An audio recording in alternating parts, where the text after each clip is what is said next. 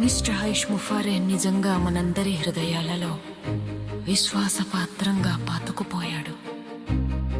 ఎందుకంటే ఏమి జరిగినా మేము అతనికి మరియు అతని దృష్టికి కట్టుబడి ఉన్నంత వరకు మేము ఈ వ్యక్తిని విశ్వసిస్తాము. మేము వారితో ఉంటాము. అతని హృదయ స్థితి మాకు తెలుసు. అతను సంవత్సరాలుగా దళితులను చూసుకోవడానికి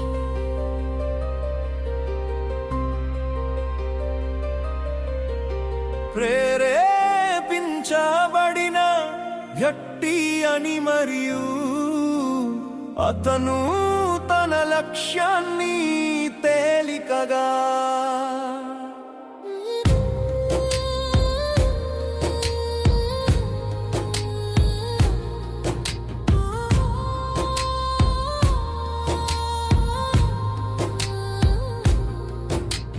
తీసుకోలేదని మనలో చాలా మందికి తెలుసు. కానీ చెప్పబడిన విషయాలను సవాలు చేసే సమయం వస్తుంది. అతను ముందుకు వచ్చి వ్యక్తిగత ప్రకటన చేయాల్సి వచ్చింది. అతను ఇలా చేసింది భయంతో కాదు, విధి మరియు ప్రేమతో. మరియు అతను ఇద్దరు వ్యక్తుల గురించి ఇలా అన్నాడు, కానీ వారు అతన్ని నిరాశపరిచారు. మరియు వారి ముగ్గురి మధ్య ఉన్న స్నేహం ఎంతగా నాశనం అయిందంటే అతను ఇకపై వారిని నమ్మలేడు లేదా వారికి మద్దతు ఇవ్వలేడు. మిస్టర్ ముఫారే వజో ఆదమీ హై వో, ఇక అంతా బాగానే ఉందని, మంచిగా ఉందని నటించలేకపోయాడు. అతను ఎప్పుడూ ప్రతికూలతలో నివసించే వ్యక్తి కాదు, కానీ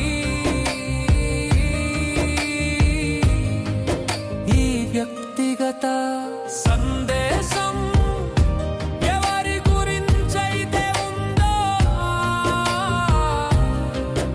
ఆ ఇద్దరు వ్యక్తులు శ్రీ ముఫారేను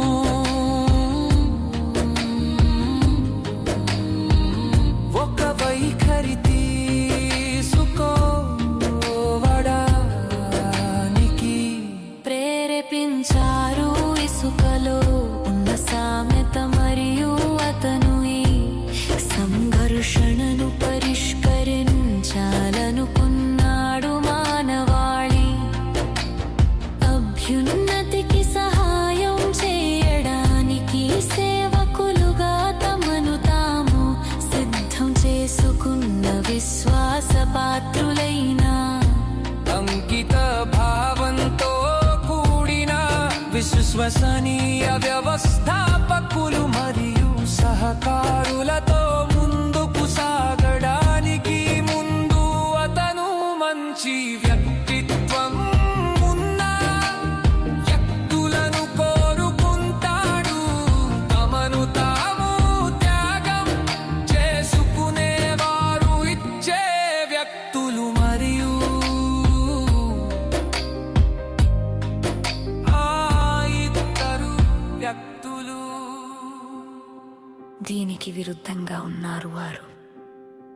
తీసుకునేవారు వారు నిజాయితీ పరులు కాదు. కాబట్టి అతను ఏదో ఒకటి చేయాల్సి వచ్చింది మర్యాద కోసం. అతను ద్రోహం యొక్క తుఫానులను ఎదుర్కొంటున్నాడు మరియు అది చాలా కాలంగా వర్ధిల్లుతోంది. అతను ఆ ఇద్దరు వ్యక్తులలో కనీస మరలిగారే దుష్పులను కనీస మర్యాద కోసం వెతకలేదు. శ్రీ ముఫారే ఏమి చేస్తాడో మనకు తెలియదు, కానీ నేను అతని స్థానంలో